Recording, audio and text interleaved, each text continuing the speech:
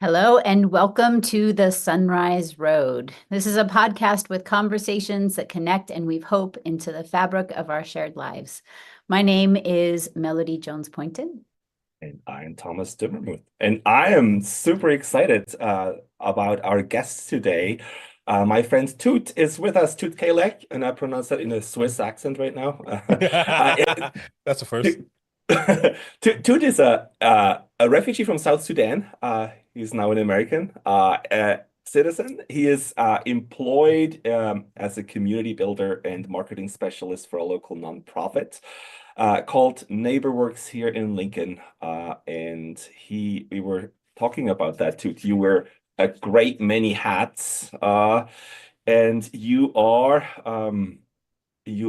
do marketing also hmm personally. You're a hmm brand specialist. You enjoy being a musician, and you have your own podcast. And Yeah. your goal is to provide helpful resources for Lincoln, this community, and connect people and learn and um, do engagement with others. We're so glad to have you on the show today.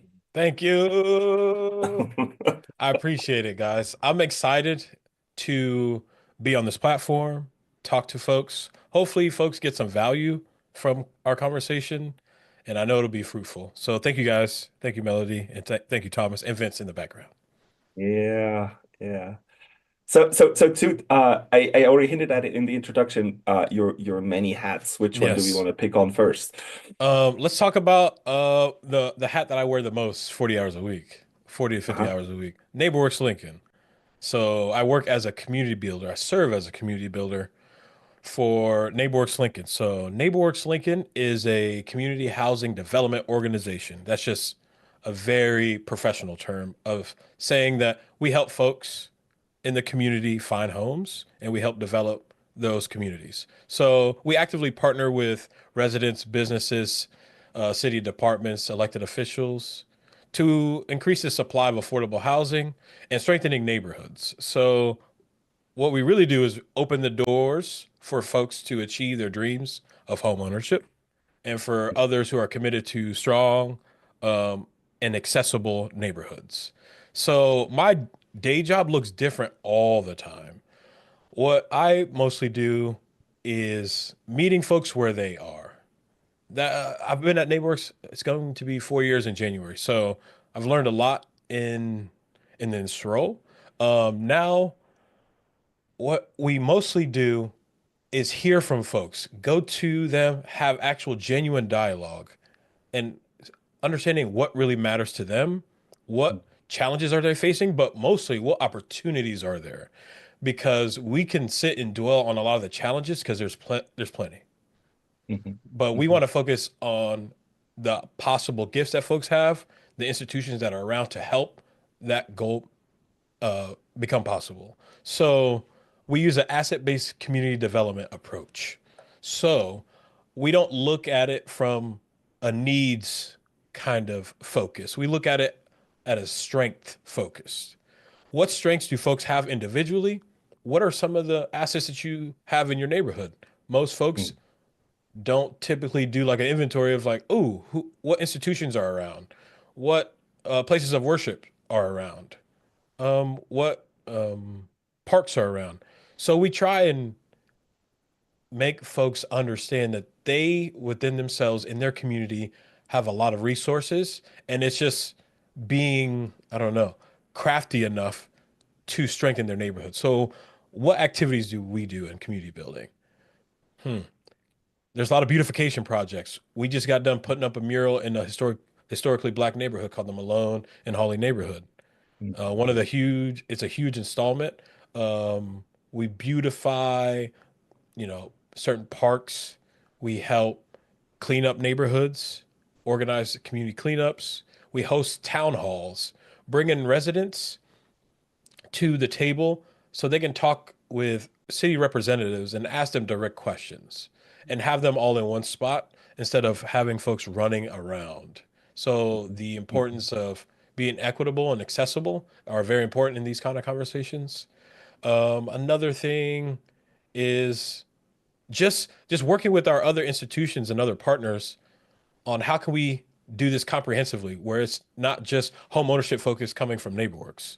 How can we also work with the renter focus organizations to help renters understand their rights and some of their responsibilities to work alongside with landlords to make their homes more equitable, more safe and quality for folks to continue to live and thrive in Lincoln. So that's my main hat that I usually wear. And I do some social media for NeighborWorks on the side with the help of my uh, supervisor. She doesn't like to be called my supervisor. She's my friend. We do that together. So that's one of the hats that I predominantly wear, but I don't want to go on it unless you guys have a question, but I can. Yeah. Yeah, I have a lot of questions. But the question I want to ask is like how do you get into this work and why do you do it? I mean, it sounds really exciting to Yeah. me. Mhm. And it sounds like a lot of connecting people together, but Correct. how did you get into this in 2020? Yeah. And in January of 2020? And Mhm. why was this? So the way I fell into this job, I made a friend through this internship called We Are Nebraska with the help of our director at the time, Julia Reby. She introduced me to who is now the Lancaster County Commissioner, Krista Yoakum. So she brought me to the table because she wanted folks who are refugees and would like to share their stories about certain services that are possibly coming to Lincoln and how we could best be equitable for that service. And so I was brought to the table. Now it's called My City Academy. And I think there's been at least like 6 cohorts that take new Americans through this curriculum, understanding what organizations are here in Lincoln, how they can get involved and become civic leaders. So through that time, I I had this initiative with my friend called Give for Good with my friend Mitch Petmuller.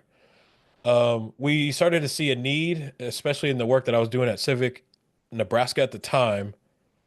Kids were not wearing coats.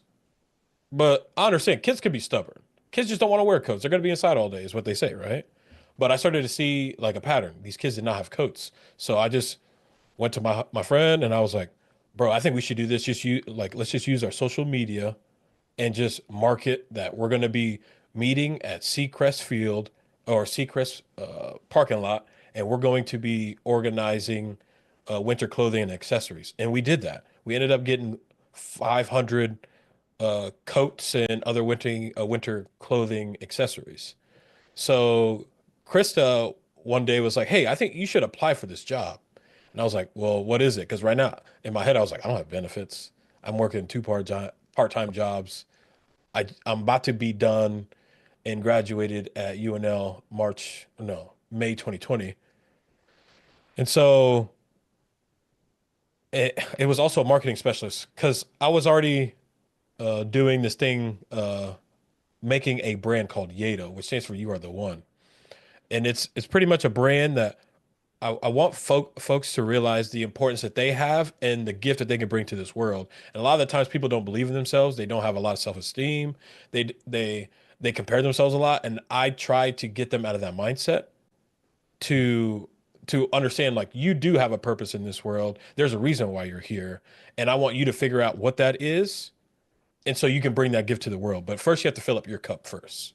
So I try to tell people that you are the one. It all starts with you. And then at that point, you have the building blocks to then bring it back to other people. So now coming back into the NeighborWorks kind of thing, I was like, wait, you want to pay me to do the work that I'm already doing? Okay, we'll do it. And then COVID happened, which was tough. How can I create community through Zoom? Tough, right? But you have to adapt. That's what life has taught me as a refugee. You have to adapt. We have to do the things. We have to do things with what we have, with what we have, and then we'll figure out the things throughout the journey. But it all comes and stems from building relationships, which is why I appreciate and love the work that I do because I wouldn't be where I am without the help of folks like NeighborWorks like Good Neighbor Community Center, the Malone Center, Salvation Army, to help prop up folks like me to then be members of the community, like contributing members to the community. So this is my way of also giving back. Like I'm standing on the shoulders of giants. So what I want to do is also do the same thing. And if I can get all of my needs covered and have a little bit on top, that's fine because I know what it's like to grow up with not a lot, so I can manage it in the nonprofit work. So the reason why I do it is because I see that the building community is like number one in my mind because that's who you can fall on when times get tough. This is a group of people that you could build with when opportunities come. So when folks are meeting together, it it allows me to be even more grateful because we're humans. We're meant to do this together. And so if I could bring people together out of their busy schedules and their challenges that they go through life, it's a win because at that point they can continue to have I don't know, a better viewpoint on how they can contribute to society. And that's how I see myself. Yeah. Damn, I was talking a lot. There's one thing I heard from the first thing you shared about how work started with NeighborWorks and the focus on home ownership, and then branching out into different areas is what I really hear from different aspects, YATO, is ownership. Yes. Ownership in a very deep sense, like for renters, for people in their community, for their seeing their assets and seeing where they are. Yes. Can you share a little bit about how you arrived at that mindset? Oh, thank you, Thomas. This is good. I'm definitely from now on, I'm always going to refer to this podcast. So I don't have to say this anymore. But I can, but I'd rather have a succinct way of doing it. Okay. So how did I get to this point of Yato and why do I think it was necessary? I was coming to a point where I was starting to see the writing on the wall of, okay, there's gifts that I have. I'm not utilizing them because I'm not curious enough. Okay, so let's go with this. So I started asking God, okay, God, what is it that I am here to do? Like everybody asks, right? I understand that I am a connector. I'm kind of an influencer or a person that inspires folks, and I'm all for inclusivity. But also understand I'm the oldest of 13 children. I know what it's like to give from an empty cup, right? So you can't do that because you become resentful. You won't give just to give. You're expecting something in return. You don't ever want to do that because that's not really giving. So I had to pick up practices within myself through that time in my life. Okay, to fill my cup, whether that's self-reflection in the morning, meditating on whether it's a phrase or just allowing myself to be present in the moment. Um, and realizing what gifts do I have. And at that point, I feel like I was working with God to co-create my reality that I was set to do. And that's what I really wanted to do with folks with this brand. Because the brand Yato started as an idea for me to fund my music hobby. Because I understood people didn't buy CDs. People weren't buying CDs. People weren't buying just your singles on iTunes. They're So buying merch. Yeah. exactly. So I was like, I just want to interject here because Yeah. Vince, our producer, Vince Rule, who's also a musician, who also Yes. does Basement Creators Network, BCN. hmm And I can see his head going, yes, yes. Oh, like, yes. Yeah. Language here too. Yeah, because like, okay, this is my way of going about it, but people started to understand the message behind the brand. Like you are the one. I'm not saying that you are the sole creator of this reality. You have to work with the source. You have to work with God. To so at that point, you're not forcing anything. You're allowing things to unfold as it should. But by you taking responsibility from your choices, from the reactions or your reactions to other people and how you interact with the environment because I think it all starts from within. how you are from within will then best help. It'll help you as you navigate this outer and external world. That's how I see it. Um, we start to have different viewpoints as we grow older, but I think that's what allowed me to get to this point where I am today. And I think that message with YATO aligns with all the other things that I'm doing because it starts with I want people to be able to give, but I want people to be able to give from filling their cups first. So at that point, you can then help others. Because if you're in a survival stage, it's hard for you to help others. And the reason why I want people to help others is because there's this feeling that we get of like elation. We feel joy from helping another person, you know? It's almost, I almost feel guilty of how good I feel when I give. So I'm like, why don't we continue to do this? Let's think a way or some sort of channel or medium that can continue this going throughout my life. And that's how I created YATO. And YATO is what allowed me to create music to tell my story about being a refugee and how I want to progress and be a better human, a better brother, boyfriend, son, and whatnot. And and Blazing a Trail is literally Blazing Trail Podcast is a podcast that I have. It was it was just a way for me to have a platform to be the person who I needed when I was younger. Mm. So I am the oldest. I had to be resourceful on understanding what is the next step that I want to take. It was hard for me. So I relied on the people that I knew in the Lincoln community that were doing something already. It didn't have to be extravagant. It's just people that have gone down the unbeaten path. And I think the beaten path is like a doctor, lawyer, engineer, a lot of these avenues that a lot of immigrant and refugee parents want us to partake on. But I'm trying to show our parents that there's a lot of other possibilities around here. And so um, I wanted to bring people that gone down the unbeaten path. So folks, if they wanted to go down that path, they can see if it's worth their time, energy, and money. Because I would go down a certain journey and realize like how long it's going to take. Am I willing to sacrifice X, Y, and Z? No. Okay. Let's pivot. Let's figure out what are some of the things I do like? What are some of the things I don't like? Then do a cross analysis. What jobs or what kind of hobbies can I do to then get me on that path? Because sometimes when you get on a certain path, it's you start to understand, oh, I like this, but I actually like this better. But that wouldn't have happened if you didn't go on the path anyways. So like I liked creating music, but then I had to learn how to edit and mix my music. And then I was like, wait, I really like this though. Mm. I like mixing music. So that's what I really want to do with Blazing a Trail because everybody thinks it's like a linear journey, but you have times that you get off. But it's important that you make marks on where you were so you don't backtrack. It's always moving forward. I always tell people it's day one or one day. You choose, you know? Okay, let me shut up.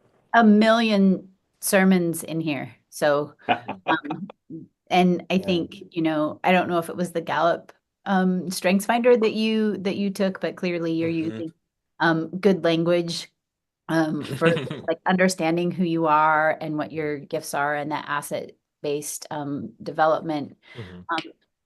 Mhm. You've referred kind of several times to your refugee story, and Yes. I'm like certainly if you, however much you want to share, but I think it would be, you know, I don't want to put you in too vulnerable of a No, position, it's okay. but however much you're willing to share of that story, Mhm. would be great, and kind of Okay. what you want us to know about your experience as a refugee citizen. Mhm. Took a long time. But so yeah, my story is similar to a lot of Sudanese Americans. So, excuse me. So, okay, so my parents were born in modern day Sudan, and they were affected by the Second Sudanese Civil War. So, their upbringing has been nothing but turmoil. So, my parents didn't know each other until they came back after walking to Ethiopia. I don't know what that is equivalent to, like walking from Lincoln to the destination.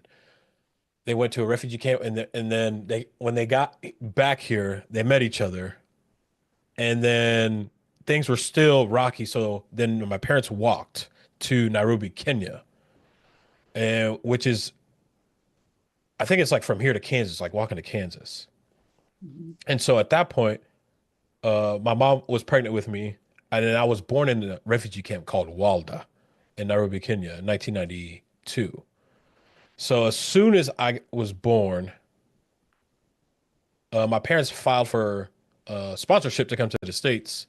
So 2 years, you don't hear anything. You start seeing other people being sponsored and whatnot. And then we were told in September of 1994, hey, you guys will be sponsored by a Catholic organization in Dallas, Texas. And you guys leave this date. So my parents and my people, we live off the land. We are rural people. They build their homes, they make their beer, they live off the land, they live close to the marshlands of the Nile. Can you share too? Sorry to interject again, Yeah, but can you share where in Sudan? Because we do have some yeah. who are very familiar with Sudan and Oh, South. Nasser, South Sudan. So that's so in Malakal County. Okay. So the northeastern part of South Sudan right now. Okay. Upper Nile, Upper now. There Upper you Nile go. region. Yeah, yeah, There you go. yeah. Thank you. So yeah. Shout out to you guys if you're watching. Oh, they're listening. Yeah. Um so yeah, part of the Noor tribe. Um Shout out to you guys as well. Shout out to everybody from South Sudan. Anyways, so yeah. So the reason why I gave that background is because my parents did not know a lot of our people did not go to the Industrial Revolution. Mhm. So at that time, I was almost 2 years old. Then we're getting these lessons on, you know, how can we resettle? What are some of the things that we should know before we even get on the plane, right? Like they were telling I remember my mom was saying, like, yeah, they told us don't touch anything on the plane. If we do, we're going to crash, right? I remember the story. My mom was like, yeah, you said you really had to go to the bathroom. So I'm like, can you hold it? And I was like, there's no way I can hold it for 20 plus hours. So we go to the bathroom. And so I obviously get done, but there's a button to get out. But my mom was told, don't touch anything. Don't touch anything. So we were stuck in there. And then my dad, after like 20 minutes, knocks on the door. He's like, why are you guys in there? She's like, I didn't want us to die.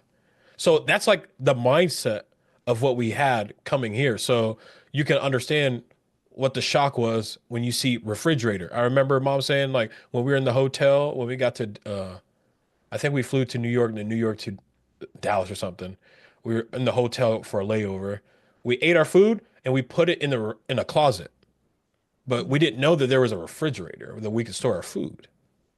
So that was huge. And then learning about the microwave or learning about stove or the oven or even the clean water that is in the toilet or in the sink. So so throughout that time, I'm also growing and learning with my parents. So my parents don't know any English.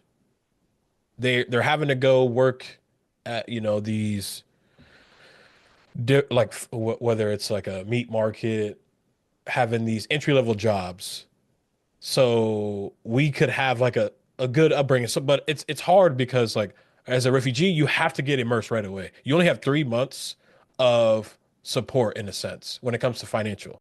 So at that point, hopefully you have some family around that can take you to this place or help you get signed up for this service. So luckily we did. We always moved around with our tribe or our clan, I would say. So we started in Dallas. We only been there for 3 months because that's how much service we got. And then we went to Nashville, Tennessee, stayed there for a couple of years. Then we went to San Diego, California. Sad, I know. And then we left San Diego to Gallatin, Tennessee, 30,000 people. That's where we spent most of my childhood. And then we came to Lincoln in 2005. So throughout the time that I was moving, I was most of the time the only African kid in class. So, and I was learning English, ESL at the time. So it was tough because I'm trying to understand who I am as a person, being on the bridge of being considered African American and also being Mhm. considered Sudanese, right? So I have to learn English in order to integrate and be, a good student.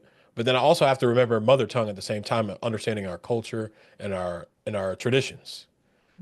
And then that's tough because most of the time is being spent like in the middle. I'm at school, I'm at these, extracurricular activities after school. So it's tough.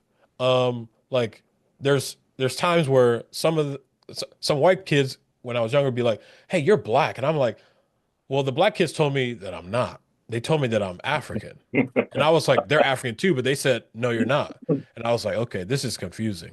Mhm. So that was tough, but I understand now. It was coming from a place of um it was coming from a place of hurt, trauma, right? Mhm. And now I understand, like, I am lucky and have the privilege to understand who I am, where I come from, my mother language, and where my ancestors have been. These folks have had that stripping from them. So they definitely did see me as an an other, right?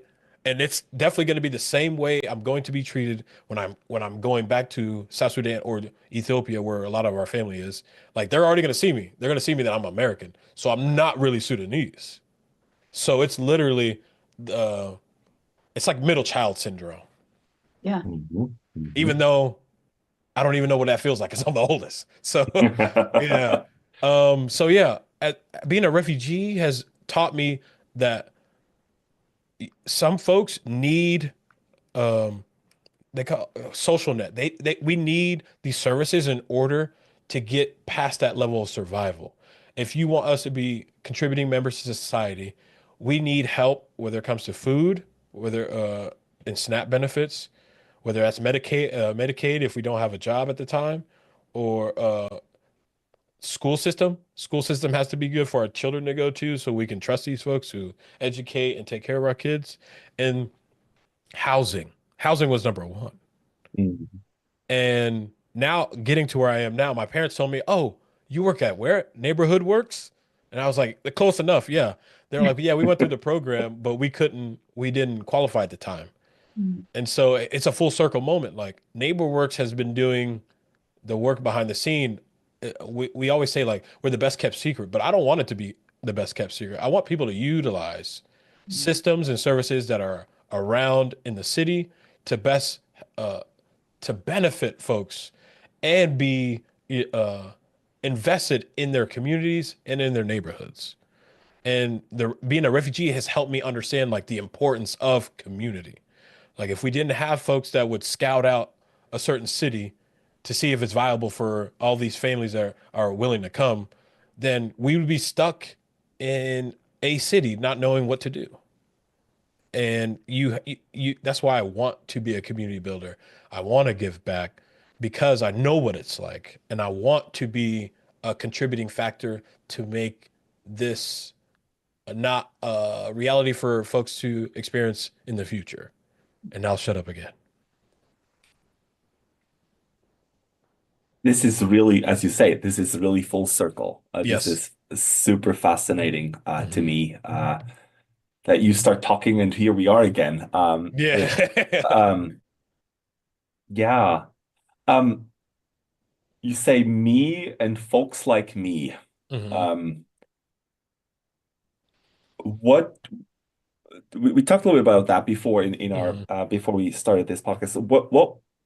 What do you wish people knew about you or folks like you? Um, what do what do I wish people knew about me? I really try and do my best with what I got.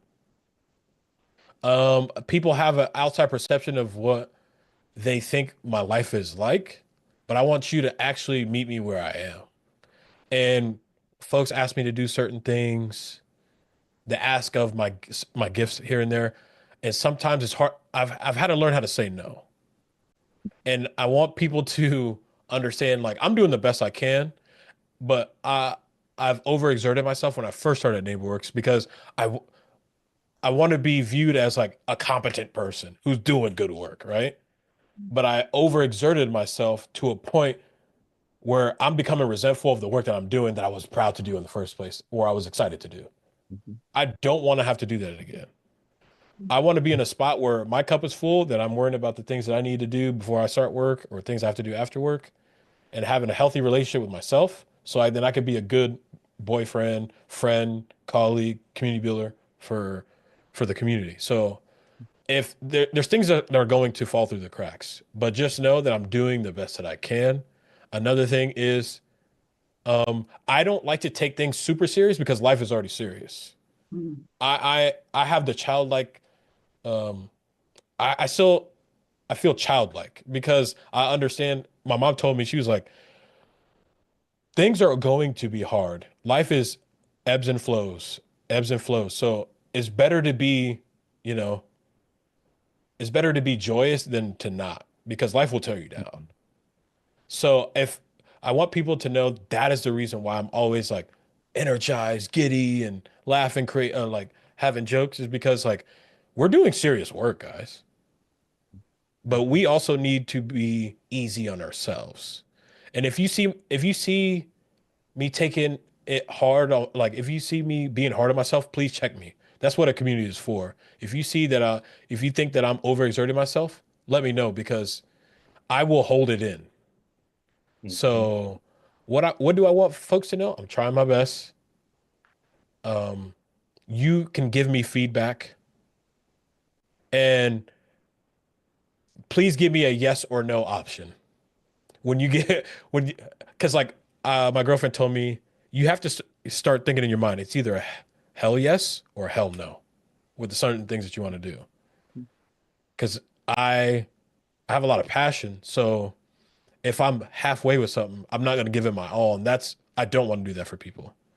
So that's what I want folks to know about me. Mhm. Yeah.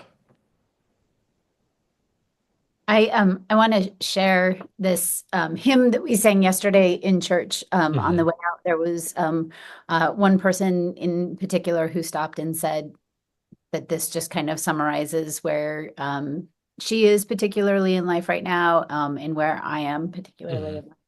Um, it's called "Give Thanks, O Christian People," and it was written in 1984.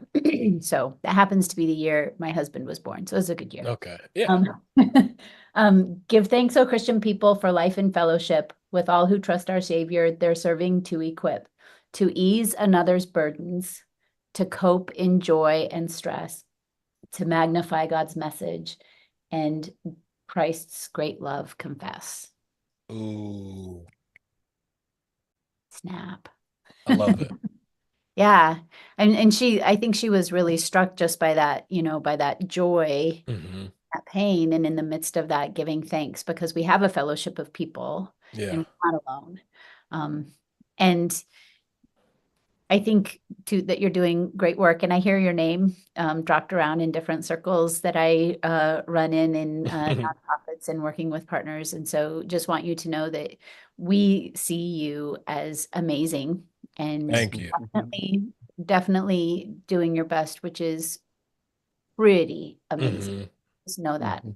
I Know that appreciate it, Melody. you're doing great things, and more people are becoming aware of NeighborWorks and Yeah. the work NeighborWorks has been doing. I didn't realize how long has NeighborWorks been around? 1986, Oh, 2 years Or after that hymn was created. yeah. or your husband was born. Yeah. Yes.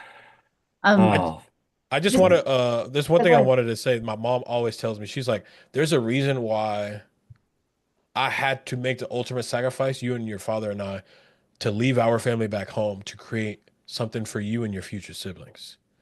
And she's like, it's a heavy burden, but I know what will come of this, and it's going to be, you're going to be helping more people than we would ever thought. So the work that I'm doing now is what they intended for me to do when they first left the refugee camp. Mm. And like, I don't ever want to get that why lost in my head, because like I feel like I'm working with God to create, like, to do whatever is needed for his people, you know? So Mhm. yeah, I think if without my mom being a deacon of the church, I wouldn't be the person I am today. Can you share with us just a little bit? And I know that this is maybe a little longer than some of our other podcasts, but you said your parents think of their leaving their home country as a sacrifice. Yes, because we're so family oriented that they cut off physical connections with their parents to get out of a situation because some of those family members couldn't come and their parents didn't want to come. So they could have stayed, but they were like, we don't know what's on the other side of the door, but we know that it could be fruitful. So just that in itself, when I'm thinking about, oh dang, this week is hard. I think about what my parents had to do. I'm not trying to compare it, but I'm like, if my DNA and my parents given me, if they've gone through these hardships, I can too. So I Then want to you've done continue that shift again. Like, I mean, this could be such a burden. Like you need to live up to that, but you did that Yes. switch again and saying, there is this strength in me too. Yes. In looking at your ancestors. Yes. Because like it's not I have to, I get to. I get to do this. Because I wouldn't want it on my siblings. I will take it on for you guys. Like my brother unfortunately passed away last year.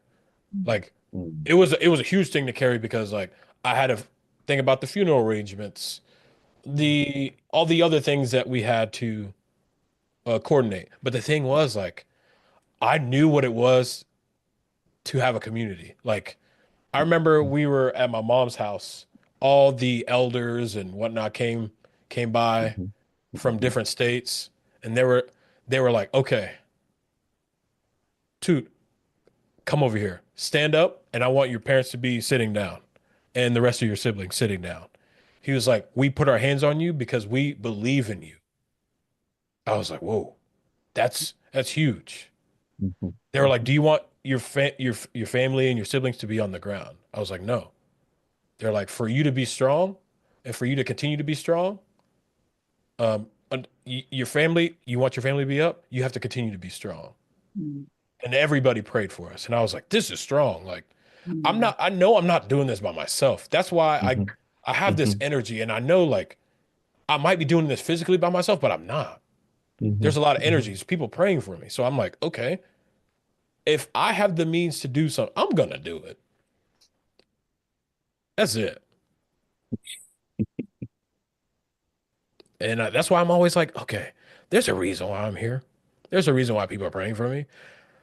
I might not answer everybody's calls here and there, but like I'm doing the best I can. But yeah, I just know that I know this story that I have is not necessarily just for me, it's for the people that have put me in this position. My parents, my ancestors, my relatives, so we can get to a different point. And I want to be a role model for these other Sudanese and young refugee and immigrant kids that I'm not a poster board or I just want to be a role model and know that I want you to also be a role model for the network of friends and the family that you have. So because that has a ripple effect. That's why you are the one, a droplet. So people think that we're just a droplet in the ocean, but we're the whole ocean in a drop. So whenever you do something, it's also rippling out. You might not see it right away, but we're creating effects that we might not see. Our connections, the way we communicate with other folks, the way we impact them, we might not see it, but it affects people emotionally, spiritually, for them to do the same thing. So at that point, I'm like, okay, I'm doing what I can do, but I know it's the necessary work that needs to be done. Dude, I just want to thank you for Yeah. being with us, that you gave us not a hell no, but a hell yes. Yeah. For your inspiration, for your realness, for your Yeah. vulnerability. You are the one. You are This the one, is brother. this has been fantastic. And Yes. thank you to all our listeners who have been joined in this day. And if you have comments and reactions, please let us know. We read all your comments, and and reach out to us, and we look forward to our next conversations. Before we go, do you want to share where people can find your merch and your music? Oh, yes. Oh, the merch. Oh, God. I'm about to do another drop. Don't look at the website yet. It's under construction. All right. But you can follow us, the clothing brand, on Instagram, YATO brand, all one thing. My personal page, it's the King, ITZTHEKING. And then from that personal page, you can find the other links that I have and the other hobbies that I have. Fantastic. And I also want to give a shout out, honestly, to all of our listeners in the Upper Nile and all of our friends at the South Sudan Mission Network.